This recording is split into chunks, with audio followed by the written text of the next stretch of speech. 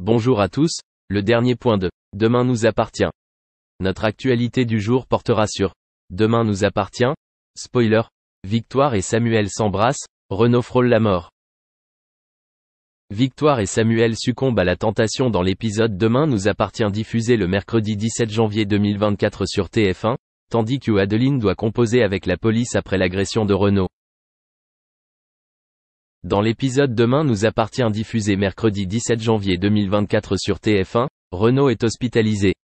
Il a déclaré qu'une voiture l'avait heurté et qu'en l'évitant, sa tête avait heurté le sol. Il a raconté à Karim ce qui s'était passé et était sûr que la voiture l'avait intentionnellement heurté. Il partage également son conflit de la veille avec Adeline. Samuel a dit à Victoire qu'il pensait que son père était en train de mourir et pensait aussi que la voiture l'avait fait exprès. Victoire, Solène Herbert, pense que Adeline cache quelque chose, mais elle les interrompt par la même occasion. Elle a ensuite été convoquée au commissariat pour interroger Karim et Georges. Elle avoue s'être emportée avec Samuel et Renaud, Pierre Dinaille, mais nie toute implication dans l'accident. Sarah dit à Karim que la voiture d'Adeline ne correspond pas et elle est libérée. Adeline révèle alors à Victoire qu'elle l'aime et c'est pour cela qu'elle souhaitait l'éloigner de Samuel. La police pense que Adeline est innocente et que quelqu'un tente de joindre Samuel, Axel Kinner, par l'intermédiaire de ses proches. Il rend visite à Victoire, qui lui révèle le secret d'Adeline et pense qu'elle a peut-être écrit le message sur le miroir. Samuel et Victoire n'ont pas pu revenir en arrière mais ont fini par s'embrasser. Luna, Paloma Reynaud, vient voir Étienne et lui explique qu'elle s'inquiète pour Dorian, qui ne vient plus en cours. Étienne la rassure et lui dit qu'il va parler à son fils. Il explique alors à Dorian que Bénédicte ne voudrait pas qu'il arrête ses études, mais il ne peut pas faire comme si de rien n'était. Il a ensuite reproché à Luna d'avoir parlé à son père et ne voulait pas qu'elle le touche. Déterminé à ce que Gabriel, Martin Mille, et Soraya se remettent ensemble, Nord les enferme dans le bureau et leur laisse à manger. Gabriel et Soraya se rapprochent alors tout en se remémorant des souvenirs partagés, avant que Maud ne les livre. Soraya dit alors à Nord que son plan pourrait fonctionner.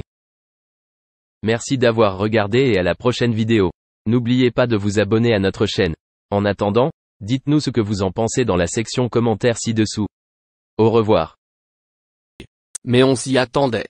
Avec ses multiples talents, il est normal qu'elle en fasse profiter le plus grand nombre. Alors, que nous prépare TL. Alessandra Sublet va bientôt devenir une véritable star de cinéma. En effet, elle va faire ses débuts d'actrice en étant aux premières loges du film Andy Gang, celui-ci est prévu pour 2022. Ce samedi 18 septembre, pendant une interview avec l'un de nos confrères du Parisien, elle explique ce qui l'a touchée en plein cœur pendant le tournage. Elle exprime que pour elle c'est une nouvelle vocation. Alessandra Sublet est ravie.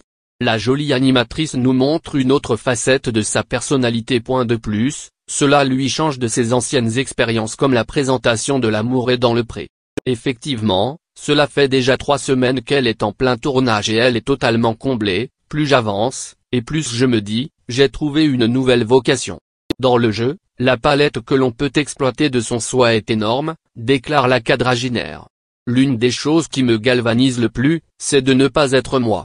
Tu peux faire ce que tu veux. En télé, c'est impossible, avoue-t-elle. Même la réalisatrice du film, Stéphanie Pioca, est sous le charme. C'est une grande comédienne parce qu'elle a le sens du jeu, elle a le sens de la musique, dit-elle.